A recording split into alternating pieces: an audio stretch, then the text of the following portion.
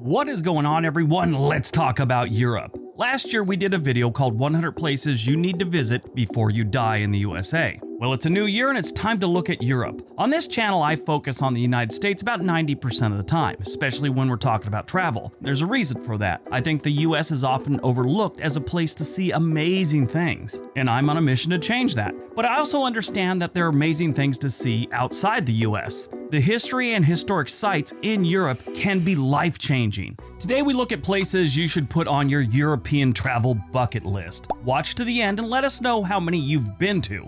Also, if you've been to them, let us know how it was. What did you think when you visited those locations? So in no particular order, here's 100 places to visit in Europe before you die. Number 100, Big Ben, London, United Kingdom. Officially called the Clock Tower, but it was renamed in 2012 to the Elizabeth Tower to mark the Diamond Jubilee of Elizabeth II. It was actually built in 1858. I originally thought it was built much earlier, but 1858, and it was part of the plan of the new Palace of Westminster after the old one burnt down on October 16, 1834. What's interesting about it is Big Ben, they're not really sure what it's named for, but some think it's named after Sir Benjamin Hall, who oversaw the installation, or it's named after a heavyweight boxing champion named Ben Conte. So who knows what it's named after? 99. Stonehenge, United Kingdom. It's in Wiltshire, or Wiltshire, whatever you want to call it. It is the most known prehistoric monument in Europe, and it consists of an outer ring of vertical standing stones 13 feet high and 7 feet wide, weighing about 25 tons, topped with horizontal stones. It's this very interesting thing, and everyone's seen it, everyone knows about it, but archaeologists believe that it was made between 3000 BC and 2000 BC. How they came to that conclusion is they actually dug around it and they found bones, so they're not really sure if it's a burial site, but the bones date back as early as 3000 BC. They also believe that this site, for whatever reason it was built and what it was doing, it was used for over 500 years. Obviously, some stones have fallen over, and they also believe some are missing. But the actual purpose of this whole thing is still unknown. The one thing they know for sure is that the stones were set up to align with the rising and setting of the sun. 98. The Eiffel Tower. The Eiffel Tower was built in celebration of the 100-year anniversary of the French Revolution. It was named after the engineer whose company designed and built the tower, Gustave Eiffel. It is the most visited monument with an entrance fee in the world. Back before the pandemic, it would average about 7 million visitors every single year, and that dates back from 2015 to about 2018, so about 7 million each year. It was also the tallest man-made building in the world for 41 years until the Chrysler Building in New York was built. And it's not just a tower you go up, it actually has 3 levels with restaurants on level 1 and level 2. 97, the Colosseum, Rome, Italy. This place is filled to the brim with history. Just the amazing things that happened in this place. Just what we know of is just insane. Gladiators, chariot races. The construction began in 72 AD and was completed in 80 AD. It was built of travertine limestone tuff, which is volcanic rock, and brick-faced concrete. When in use for actual events, it could hold between 50,000 and 80,000 spectators, with an average audience was probably around 65,000. It's estimated that 60,000 to 100,000 slaves were employed.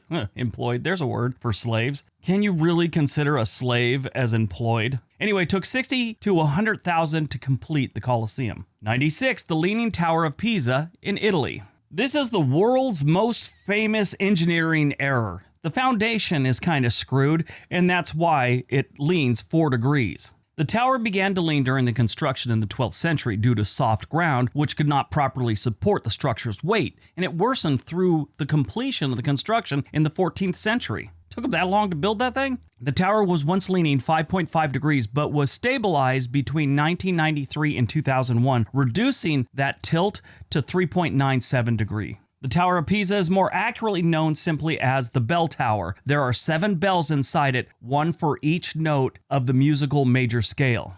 95. The ancient city walls of Dubrovnik. Dubrovnik, Croatia. This is a series of stone walls interrupted by forts and towers that were built in the Middle Ages to defend the city. They're considered to be amongst the great fortification systems of the Middle Ages, and they were never breached by a hostile army during that period. The bulk of the walls were built during the 14th and 15th century, but they were continually extended and strengthened up until the 17th century. 94. The Grand Place, Brussels, Belgium, or Le Grand Place. This place is beautiful and it always seems to show up in some kind of spy movie. The construction began in the 11th century and was largely completed by the 17th century. In 1695, during the 9 Years' War, part of the square was destroyed by French troops. It would eventually be rebuilt, giving the square its current appearance. 93. The Cube Houses, Rotterdam, the Netherlands. This place is so cool. It's relatively new as far as architecture goes in Europe, being built in 1977.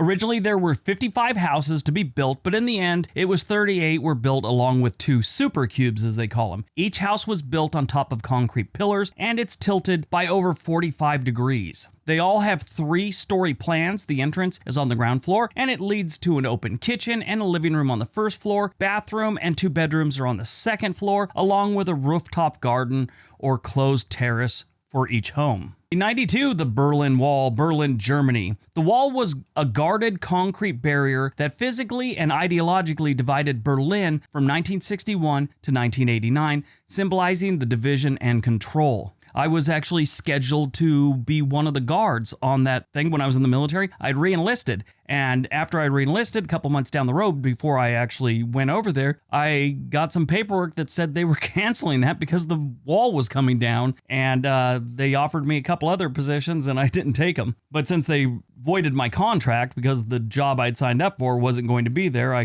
got to pick whatever I wanted to do.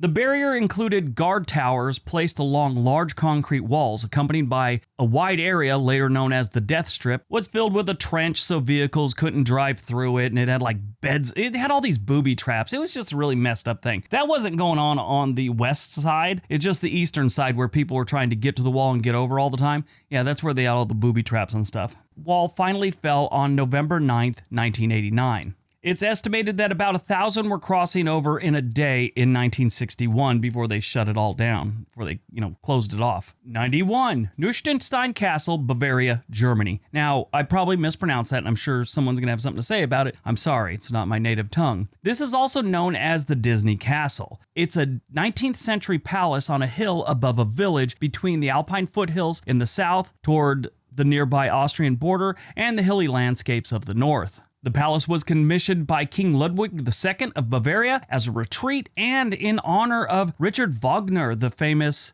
composer. If you don't know who he is, he wrote a lot of funeral music, and he also wrote or composed Ride of the Valkyries, which, if you don't know what that is, watch Apocalypse Now when the helicopters attack the village. That's what it's most famous for. Construction began in 1869 and was never fully completed. The castle was intended as a private residence for the king, but he died in 1886, and it was opened to the public shortly after his death. More than 1.3 million people visit it annually, with as many as 6,000 per day in the summer. During World War II, the Nazis basically pillaged this place, took all the artwork and stuff like that. Now, Hitler had plans for this place. He wanted it to be a Hitler museum. If they would have won the war, that's what it probably would have ended up being. 90. The Charles Bridge, Prague, Czech Republic. This is a medieval stone arch bridge that crosses the Tava River in Prague. The bridge stretches about 1,600 feet and it's about 33 feet wide.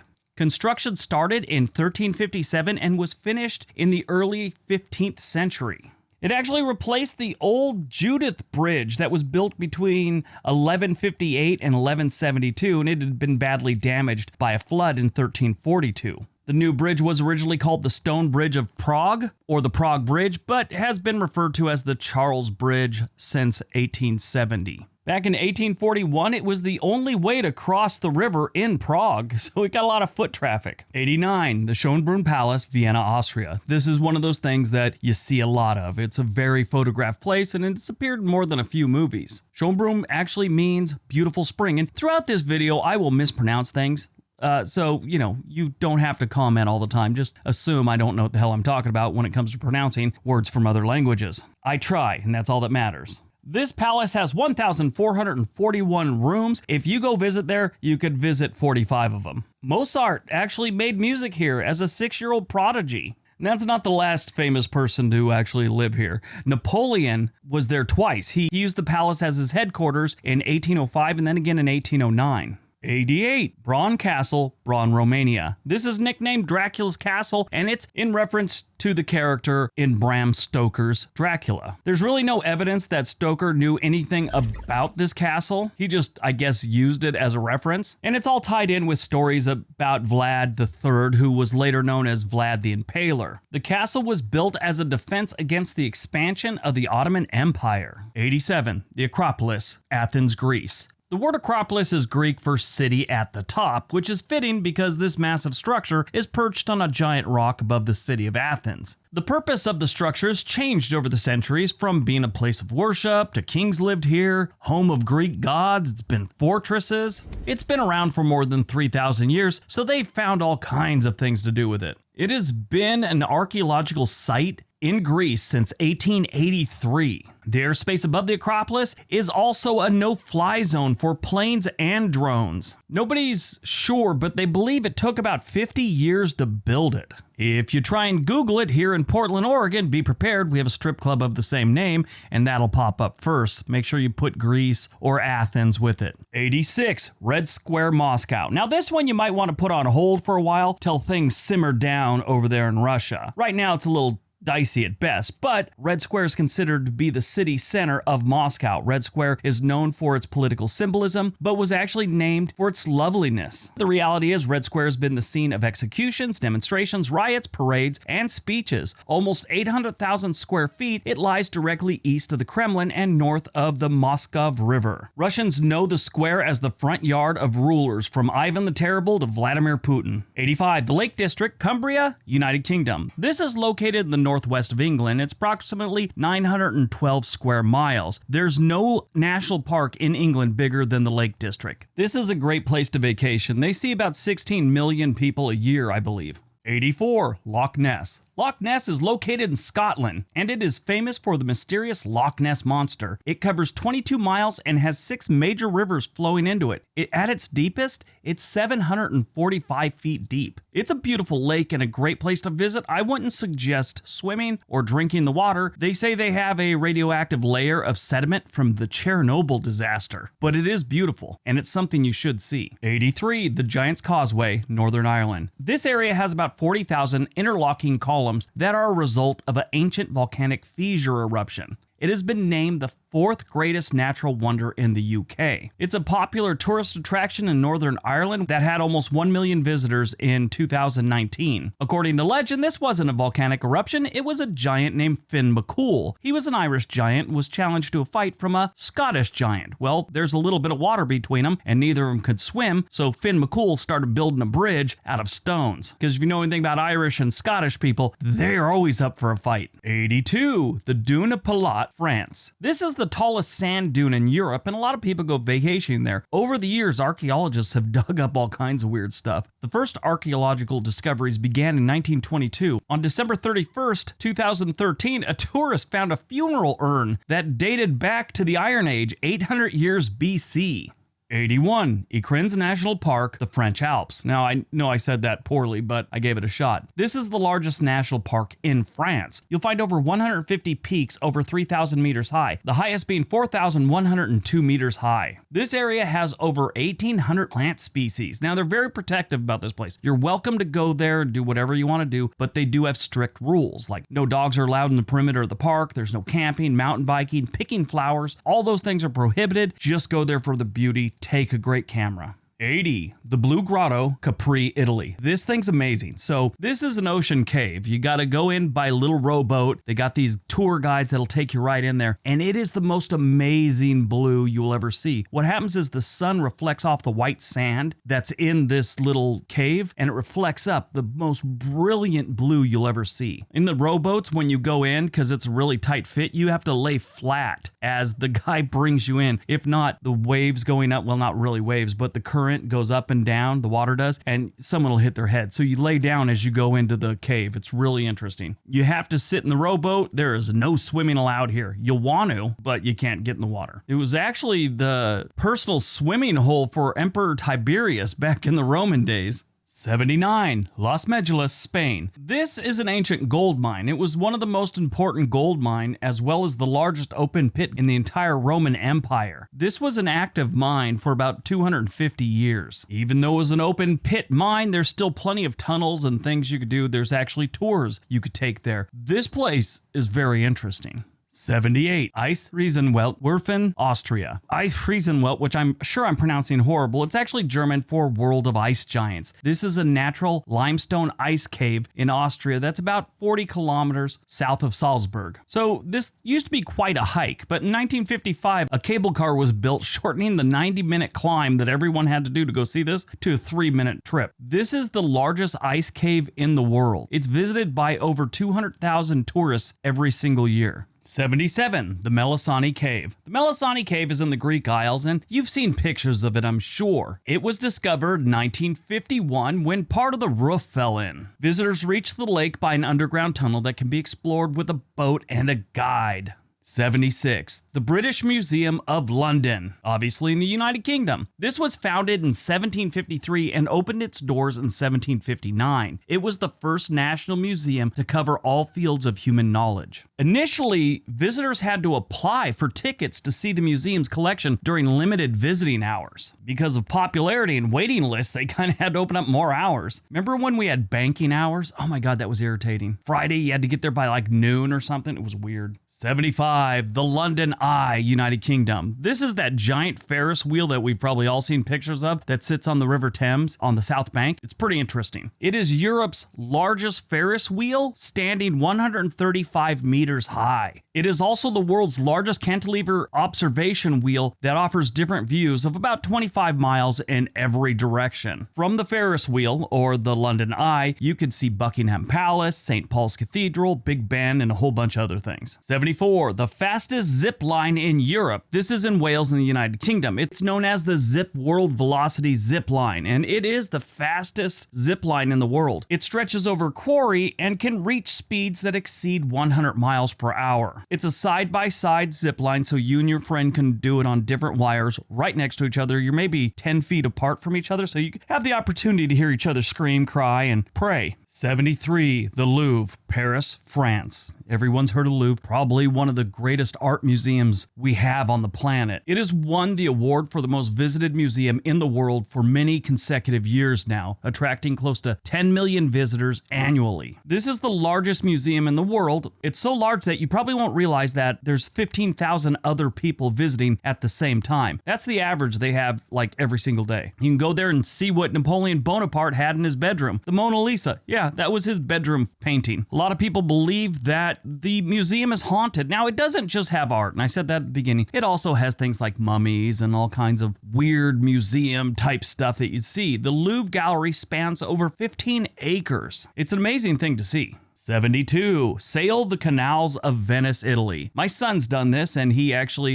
did Pokemon Go while in the canals of Venice. This was some years back when Pokemon Go was huge. There's about 150 canals in Venice. Today, Venice has 3 major canals. The Grand Canal, which is an S-shaped thoroughfare that runs through the heart of the city. The Grand Canal is used for like public water buses, airport boats, water taxis, gondolas, and delivery barges. And contrary to popular belief, cruise ships don't travel on the Grand Canal. 71. La Tomatina, Buñol, Spain. If you've never seen this, you're not a big tomato fan. This is Spain's famous tomato throwing festival. It takes place annually on the last Wednesday in August. The origins of the festival are unknown, but it is said that a group of teenagers engaged in a food fight after a summertime religious celebration in the 1940s, and it took off from there. At one point in the late 50s, the town council banned this festival. They said it was, too damaging the city and they didn't want it, and they were bringing in visitors. They didn't want visitors. And then the townspeople kind of revolted and held a ceremonial tomato burial to express their discontent with the ban, and the ban was lifted in 1959. 70. Wine tasting in the Douro Valley, Portugal. I have a friend who does this about every 2 years. A lot of people go to Europe and they're looking forward to seeing like the Louvre or Big Ben, things like that. She goes for the wine tasting. That's like the top of her list. She does other things, but she has to do wine tasting in Portugal every single time she goes. This is one of the most alluring wine regions in the world. It's known for steep terrace vineyards that line the Douro River. Beautiful land, great wine. It should be done by anyone that likes wine.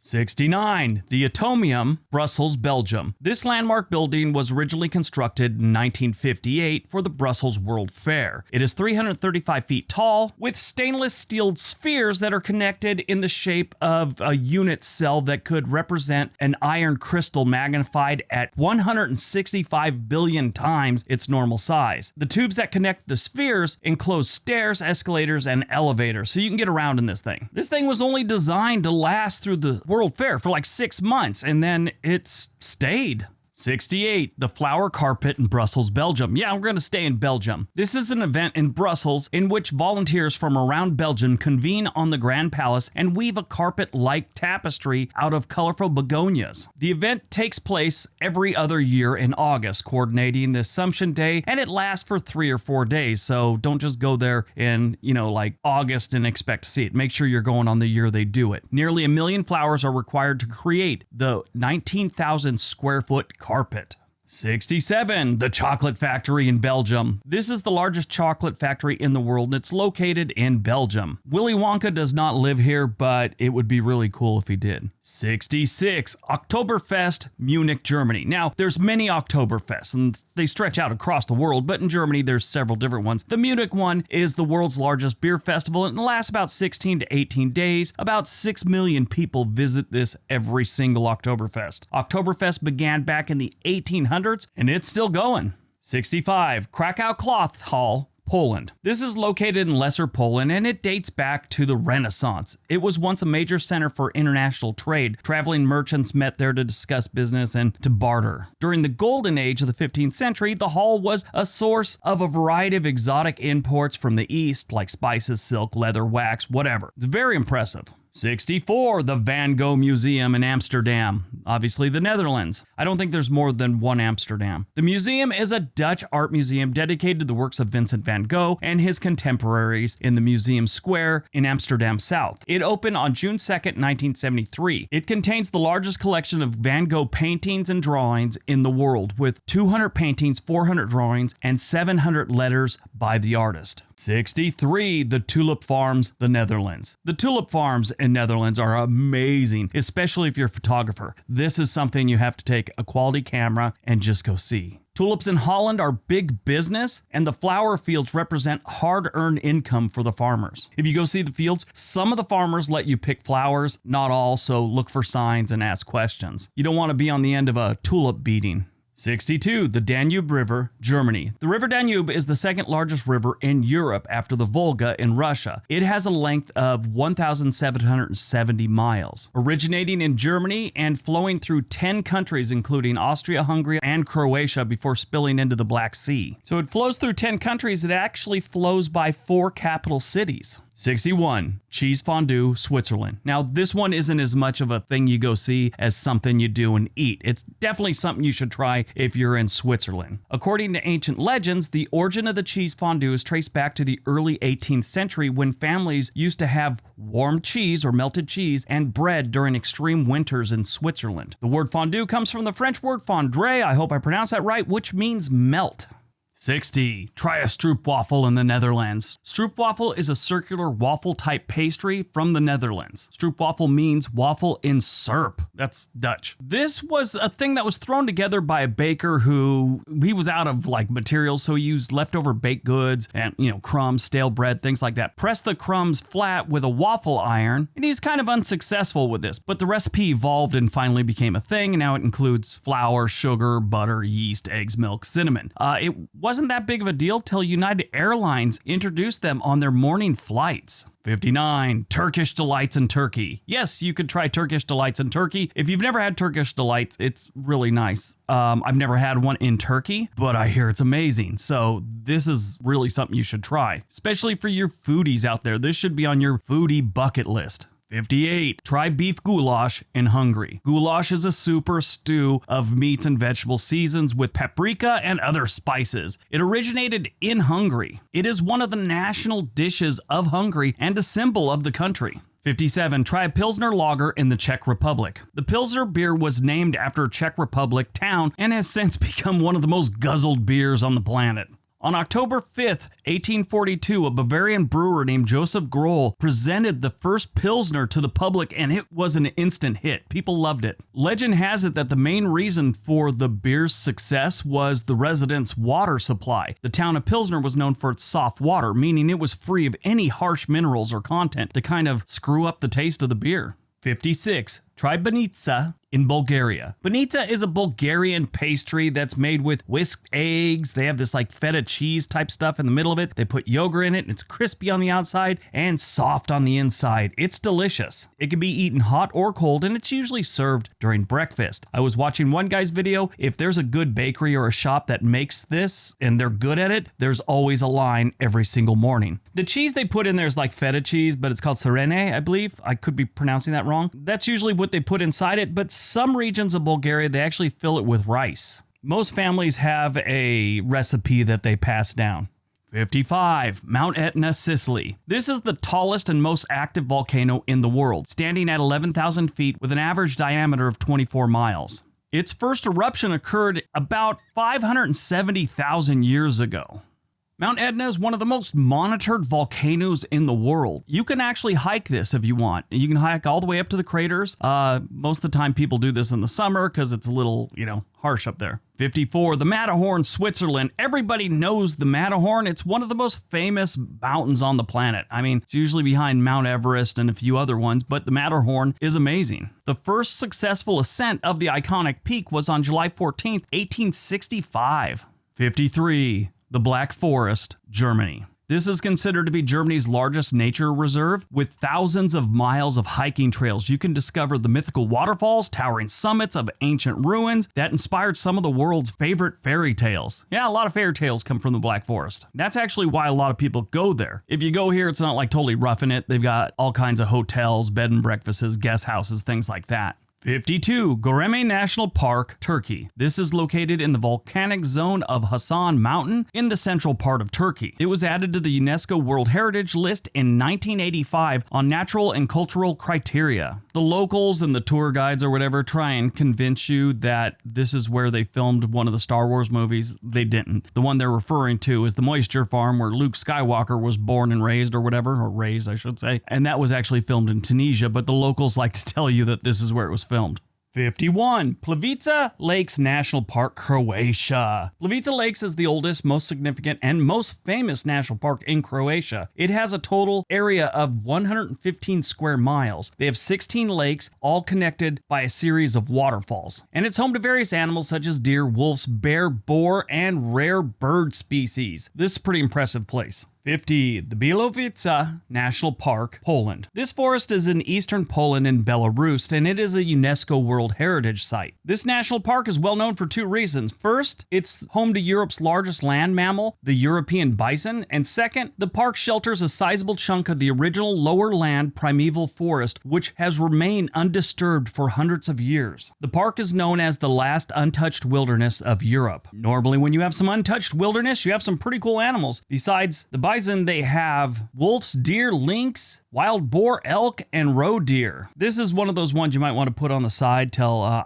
they quit having a war over there in the Ukraine, Poland, Belarus area. Number 49, Sarek National Park, Lapland, Sweden. I have no idea if that's how you pronounce it. I tried to figure it out. I couldn't find anything. Anyway, this is located in northern Sweden in the province of Lapland, and it is part of the Scandinavian mountains. It covers 760 square miles, and the boundaries of the park come close to being a symmetrical circle. It's about 31 miles across. Sweden has 13 summits that reach a height of over 6,600 feet. 6 of these are found within the boundaries of this park. 48. The Northern Lights, Northern Europe. This is an amazing thing to see. There's cruises that go up there. You could drive roads, whatever you want to do, see the Northern Lights. You could see them in pictures, but it doesn't do justice to what you're going to see. There are several locations you can see the Northern Lights, and there's no best place to see them. 47. Lamalager Highlands, Iceland. This is a valley in the Icelandic Highlands known for colorful mountains and geothermal pools, and being one of the top 20 hikes in the world. It's known as the Pearl of the Highlands. The best time to visit this place is in the summer when the colors are more vibrant. The mountains portray 5 colors, they say: red, blue, pink, green, and yellow. 46. Sail along the River Thames, UK. The River Thames is 215 miles long, making her the longest river in England and the second largest in the UK. Throughout its history, the river has played roles in trading, shipbuilding, and leisure. It goes right through London. It's an amazing thing. They have a cruise line that goes through their river cruises. 45. See the Shard in the UK. The Shard, it's also known as the Shard of Glass, is a 72-story skyscraper in London that forms part of the Shard Quarter development. The Shard was conceived as a building with multiple uses, like a vertical city where people could live, work, and relax. It has world-class offices, restaurants, hotels, residents, and the highest viewing gallery in the city, offering 360-degree views. 44. The Museo Nacional del Prado. Now, half the adventure of this video is listing me butcher names from other countries. This one's in Madrid, Spain. It's the main Spanish National Art Museum, and it's located in central Madrid. It is known to hold one of the world's finest collection of European art, dating back to the 12th century to the early 20th century. Founded as a museum of paintings and sculptures in 1819, it also contains important collections of other types of work. 43. The Guggenheim, Bilbao, Spain. This is a museum of modern and contemporary art. The museum was inaugurated on 18 October 1997 by King Juan Carlos I of Spain. This museum holds about 250 contemporary works of art. It is known as one of the largest museums in Spain. 42. The original Legoland, Denmark. The original Legoland in Denmark opened in 1968, and it sits about 150 miles west of Copenhagen. In 1949, a carpenter named Kirk Christensen began producing the interlocking bricks that we know today as Legos. The park started off as an exhibition of houses and landmarks from around the world that were built completely out of Legos. The park has over 58 million Lego bricks, with many moving vehicles like planes, cars, trains, etc., which are also made of Legos. Now, like all the other Legolands, it has rides, water park, and 3D movies. There are a total of 9 Legolands: Denmark, Germany, England, Dubai, Malaysia, Japan, Florida, California, and New York, which just opened this year, I believe, or last year. 41. Take a trip on the Orient Express. The Orient Express was a long-distance passenger train service that was created in 1883. It is best known for its journeys from Paris to Istanbul. However, they did have a shorter route, which was from London to Paris. Train's popularity blew up, actually, because of the 1931 book Murder on the Orient Express by Agatha Christie. The original train retired in 1977, but in 2016, the Orient Express was reborn for those who wish to embark on the traditional train adventure. 40. Try cream tea in England. A cream tea, also known as Devon cream tea or Devonshire tea or Cornish cream tea, is a form of afternoon tea consisting of tea served with a combination of scones, clotted cream, jam, and sometimes butter. In May of 2010, a campaign was launched at the Devon County Show to have the name Devon Cream Tea protected within the European Union under the protection designation of origin rules. 39. Spend Christmas in Lapland, Finland. Lapland is known as the home of Santa Claus. Santa has a whole village here just north of Rovaniemi, Finland, and it's open to visitors. Lapland is a huge area that spans across most of northern Europe. It crosses Norway, Sweden, Finland, and into Russia. Lapland is home to just 3.5% of the population of Finland, and much of the region sits above the Arctic Circle. It's a great place to see the northern lights like we just talked about a minute ago. But yeah, you could go see Santa Claus here. I saw videos of it online, and going to see him, it's a very well done thing. 38. Go skiing in Norway. Skiing is in the blood of most Norwegians. It's kind of funny, if you watch the Winter Olympics, almost every skiing event has Norwegians in the top 5 or, winning gold, silver, and bronze medals all the time. But then you look at hockey and they're horrible at it. Sweden, Finland, and Russia, all right there, do great in hockey. The word ski is actually derived from an Old Norse word meaning split wood.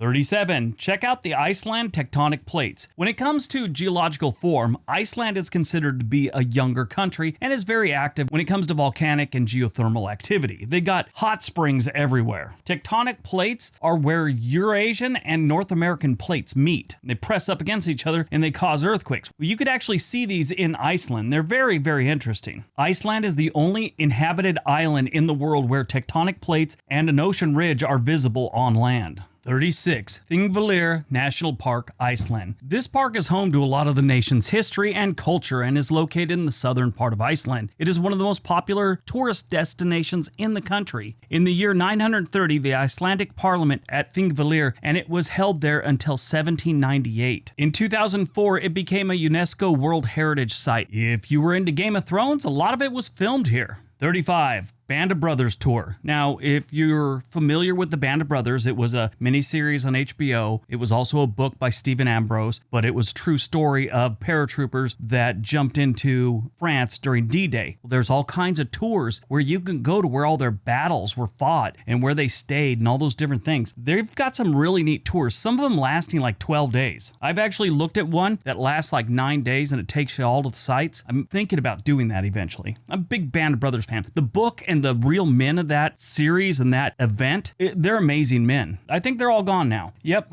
last one, I just looked it up. The last one died in December of 2021. 99 years old, Edward Shames. But it's an amazing story, and it would be, if that's your type of thing, it would be an amazing trip.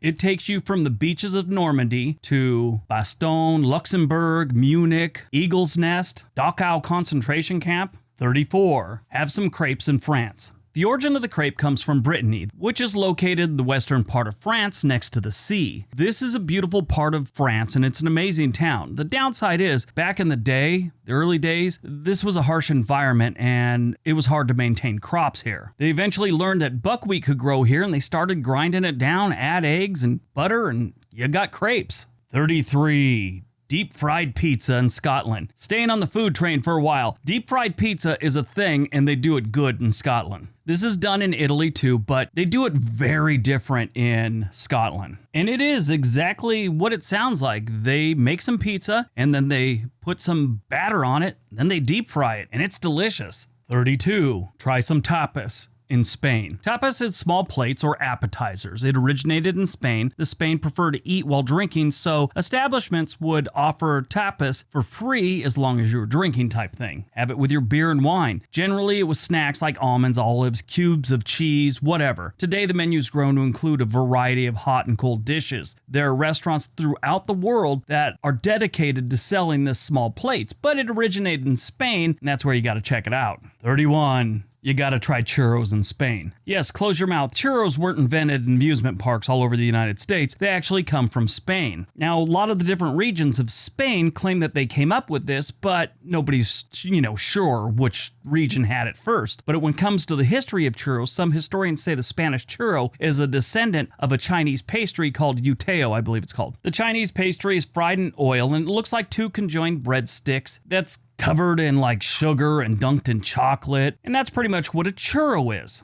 There's about 10 different stories on how churros came about, but most people think it was an explorer that had come back from the, Orient, Asia, or whatever, and had the recipe with him or kind of talked about it and they made their own version. 30. Italian gelato. Gelato comes from the Italian word that means frozen. Gelato isn't completely frozen like your typical ice cream. It's between 5 to 15 degrees warmer. The exact history of gelato isn't quite known, but most of the credit goes to a dude named Bernardo from Florence. Way back in 1686, a Sicilian fisherman invented a machine that made gelato. 29. Currywurst sausage, Germany. This is almost a fast snack made of boiled fried sausage and smothered with a rich curry spicy tomato sauce, and they give you some fries with it. There's many different sausages used for currywurst, but German bratwurst is most commonly used, and Berlin is where they do it the best. It's known as the working man's lunch. 28. Beer soup in Germany. Yes, you don't just get to drink it at Oktoberfest. You can actually make a soup out of it. You take flour and fat and cook it all together with beer and kind of turns into this thickening thing, and it's It's a nice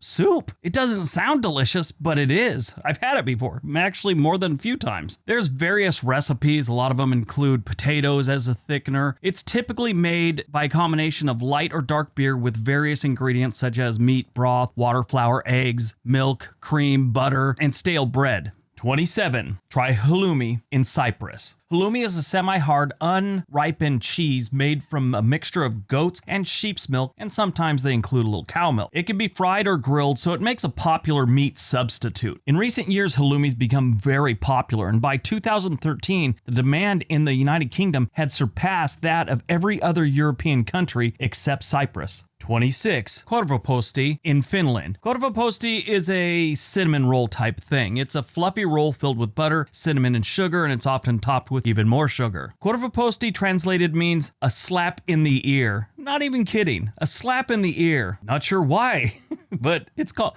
basically translate to a slap in the ear. Korvaposti is great. I've had it many times. We used to have a bakery, made them every single day. But if you're in Finland, definitely try it there. 25. The Cliffs of Moher, Ireland. These are sea cliffs located in the southwestern edge of Ireland. The cliffs rank among the most visited tourist sites in Ireland, about 1.5 million visitors per year. The cliffs get their name from a fort that stood there in the 1700s. It was demolished in 1808 to provide materials for a lookout and telegraph tower that was intended to provide warning in case of a French invasion during the Napoleonic Wars. 25. Walk around the gardens of Marquisat, France. The gardens of Marquisat, France are located high above the Dordogne River on a high rocky outcrop on the grounds of a 17th century chateau. There are over 150,000 boxwood trees planted in the garden, with many of them carved into different shapes. In the second half of the 20th century, the house was rarely occupied and the gardens were not well maintained, but in the beginning of 1996, the gardens were restored and people started showing up to see them again. The gardens were open to the public that year. There are 4 different paths to take in the garden, equaling about 3.7 miles of trails to walk. 23. Fardakku Canyon, Iceland. Now, I just butchered that, and I've been trying to say it properly for like 20 minutes. That's the best we're going to get on that one. This word means Feather River Canyon. It's located in the southeast part of Iceland. It has steep walls with a winding river going through the bottom of it. It is 330 feet deep, and it's about 1.2 miles long. There's a lot of filming that goes on in here, showing up in quite a few movies. It's beautiful. It's cold, but it's beautiful. This canyon was created over 2 million years ago at the end of the last ice age. Glacial waters just flowed through this area and cut this canyon out of the earth. 22. The Sedlic Ossuary, the Czech Republic. Also known as the Church of Bones, this church is located in the suburbs of Huta Hora in the Czech Republic. From the outside, you'll think that this is just another medieval Gothic church, but this church is decorated with over 40,000 human skeletons. It also has a chandelier of bones. This church and all its freaky stuff dates back to 1278 when the King of Bohemia sent a local religious leader to Jerusalem. He came back with some holy soil. Soon after, people from all around the area wanted to be buried in this church in their graveyard. Well, they had to expand and they were kind of running out of land, so they just started putting people's bones in the church. 21. Take a dive between the continental plates in Iceland. Silfra is a fissure between the North American and Eurasian tectonic plates. We kind of talked about this before. Well, you could actually go diving or snorkeling at the site. You can go underwater and see where 2 continents actually are colliding. It is the only place on Earth where you could go snorkeling and see the cut between 2 continents. It is said that this is the clearest water on Earth. 20. Vienna, Austria. Vienna, Austria is one of those places, if you're going to Europe, you definitely want to go to Vienna. It is the capital of Austria. It's also known as City of Music because of the musical history. Mozart, Beethoven, Sigmund Freud, not music, but Sigmund Freud, all called this place home. The homes of Mozart, Beethoven, Joseph Haydn, and Johann Strauss have been turned into museums in Vienna. Sigmund Freud, the father of psychoanalysts, lived and worked in Vienna. He had a significant impact on the city, causing it to be known as the birthplace of psychotherapy. Vienna has tons of music festivals and concert halls, opera and jazz concerts. It's very much a music city. Napoleon occupied Vienna in 1805 and again in 1809, and both events affected Beethoven. The first interrupted a premiere of one of his operas, and during the second siege, he hid in his brother's basement with pillows over his ears because he feared he would more damage to his hearing from the falling shells. You know, Pez candies, the little dispenser things, they were invented in Vienna in 1927. 19. Salzburg, Austria. Salzburg is located on the border of Germany, and it's known to be the tale of two cities. On one side, you got the Old Town, which is a UNESCO World Heritage Site, and it's famous for its medieval buildings and all that good stuff. And on the other side, there's the new city with a whole bunch of stuff to do. Salzburg is actually named after the salt mines that were around the city back in the day. The Sound of Music, the 5-time Oscar-winning musical film, was filmed in Salzburg and received bad reviews in German-speaking countries, so you can just imagine Austrians hated it too. 18. Buda Castle, Budapest, Hungary. Buda Castle is a historical castle and palace complex of the Hungarian kings of Budapest. It was first completed in 1265, although the palace that occupies most of the site right now was built between 1749 and 1769. The castle is now home to the Hungarian National Gallery and the Budapest History Museum. This place is beautiful and it overlooks the river. It's amazing. 17. Preikestolen, Forestland, Norway. This is a giant cliff in Norway, and it's a good hike to get up there. This is one of those picturesque things that's been used in quite a few movies. It sits about 2,000 feet above the river, and on top of the cliff, it's a 80 by 80 flat top area where a lot of people go up there, sit, relax, take in the sights, and then work their way back down. It's like a 3-hour hike. It wasn't until around 1900 that the first tourists made their way to the top of Preikestolen. About 300,000 people visit this every single year, and most of them go during the summer, so that's a lot of foot traffic during the summer months. This is also a favorite spot for base jumpers. Number 16, Meteora, Greece. Meteora is a rock formation in central Greece where someone decided to build a bunch of monasteries on top of these like pinnacles. At its peak in the 16th century, there were 24 monasteries in Meteora. They were created to serve monks and nuns following the teachings of the Eastern Orthodox Church. There's 6 currently, originally there was 24. Now, even before the monasteries, the rock formations were always a site of worship for ancient people in the area. This is definitely one to do. If you're in central Greece, this is something you just have to see in person. 15. Lake Geneva, Switzerland. This is a deep lake on the north side of the Alps shared between Switzerland and France. 60% of the lake belongs to Switzerland, 40% to France. It is one of the largest lakes in Western Europe and one of the most famous. In the late 1960s, pollution made it dangerous to swim on some of the beaches of the lake, but today they've gotten the pollution levels down. It's pretty safe to swim. Number 14. The Dolomites, Italy. The Dolomites are a mountainous range located in northeastern Italy. They form part of the southern limestone Alps. They have a national park there and some other parks. There's plenty to do and see here. If you wanted to hike all the trails here, it would take you about a week to hike them all. But the good news is they have huts there to serve the people hiking along the trails. Number 13, Chernobyl Exclusion Zone, Ukraine. This is one that you might want to put on hold for a while, considering the Russians are there and they're shooting at people. But it's pretty neat and pretty interesting. If you don't know the story about Chernobyl, I'd like to ask where you've been, but it was a nuclear disaster in Ukraine, back when the Soviet Union owned Ukraine back in 1986. The exclusion zone covers an area of approximately 1,000 square miles immediately surrounding the Chernobyl nuclear power plant, where radioactive contamination is highest and public access and habitation is restricted. It's considered one of the most radioactive places in the world. Now, you can go there. They don't suggest you stay long. And matter of fact, they kind of control who goes in and who goes out. Number 12, tour the city of Tallinn,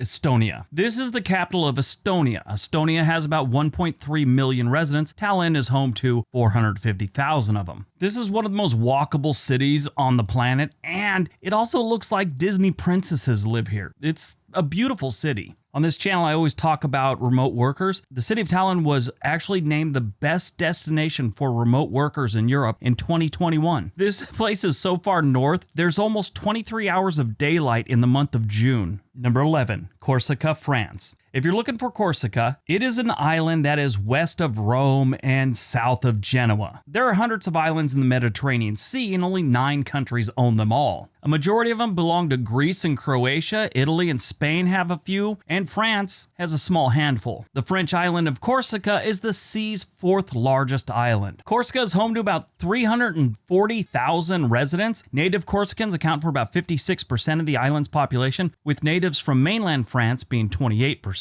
Number 10, the Blue Lagoon, Iceland. The Blue Lagoon is a geothermal spa in southwestern Iceland. It is located 12 miles from their international airport and is one of the most visited attractions in Iceland. Its milky blue shade is due to a high silica content, and it's rich with salt and algae, or algae, whatever you want to call it. The water temperature is about 99 to 102 degrees Fahrenheit. Number 9. Santorini, Greece. This is one of the most famous islands in the world. This island is actually a group of islands. Santorini's volcano is one of the few active volcanoes on Greek and European land. The island was the site of one of the largest volcanic eruptions in recorded history. It occurred about 3,600 years ago. There's been more than a few movies filmed here, including Lara Croft Tomb Raider, Sisterhood of the Traveling Pants, which was actually a pretty cute movie, and Beijing Love Story. Number 8, Auschwitz, Poland. This is a museum on the site of the Auschwitz concentration camp. The site includes the main concentration camp at Auschwitz I and the remains of the concentration and extermination camp at Auschwitz II. Both were developed and run by Nazi Germany during the occupation of Poland in 1939 to 1945. The Polish government has preserved the site as a research center and in memory of the 1.1 million who died there, including 960,000 Jews during World War II and the Holocaust. It became a World Heritage Site in 1979.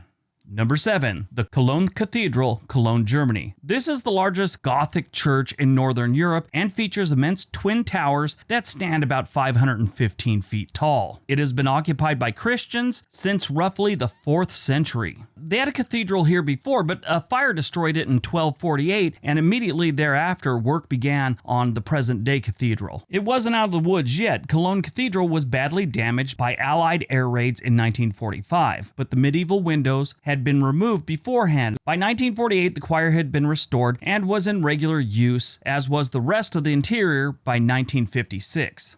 Number 6, the Guinness Storehouse, Dublin, Ireland. The Guinness Storehouse is Ireland's #1 visitor attraction and is a must-see on any visit to Dublin. Housed in an old fermentation plant in the heart of St. James Gate Brewery. This isn't just a brewery or anything like that. They've got a 7-story visitor's experience that tells the story of Ireland's favorite drink. The story of Guinness is a dramatic story, and it starts over 250 years ago. At the end of every tour, you get a complimentary pint of Guinness. Number 5, the Loire Valley. The Loire Valley is in central France, and it's known for delicious food, wine, and beautiful chateaus. The valley spans 170 miles and is located in the middle stretch of the Loire River in central France. The Loire Valley is beautiful, and if you like wine, this is definitely going to be on your wine drinking bucket list.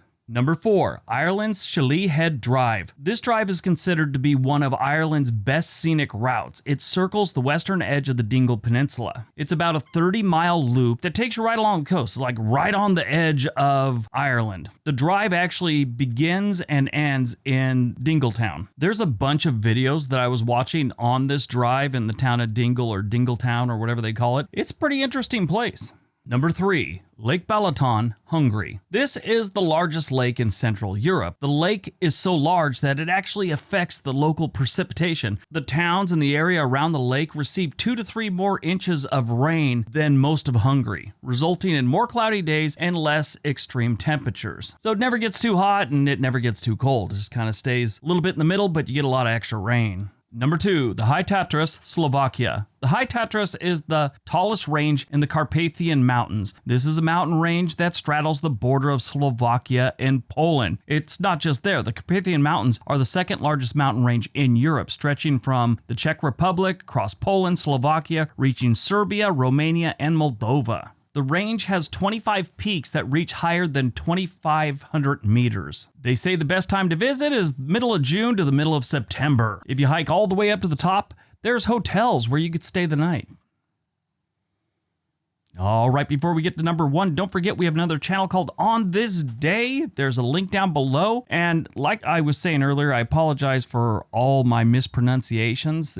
I'm talking several different languages here in different countries. It's rough. All right, on to number 1. And number 1, Vatican City. Vatican City is an independent city-state and an enclave surrounded by Rome. This is where the Pope lives. Vatican City only has an area of about 121 acres and about 825 people live there. A lot of people come and stay, but permanent residence is about 825 people. Within Vatican City are religious and cultural sites such as St. Peter's Basilica, the Sistine Chapel, and the Vatican Museums. This is one that should be on everyone's bucket list. All right, that's today's video. It was a long one. I appreciate you guys sticking it out if you made it this far. Let us know in the comment section below, how many have you been to? How many do you want to go to? And if you've been to any of them, let us know how they were. All right, everyone. Have a great day. Be nice to each other.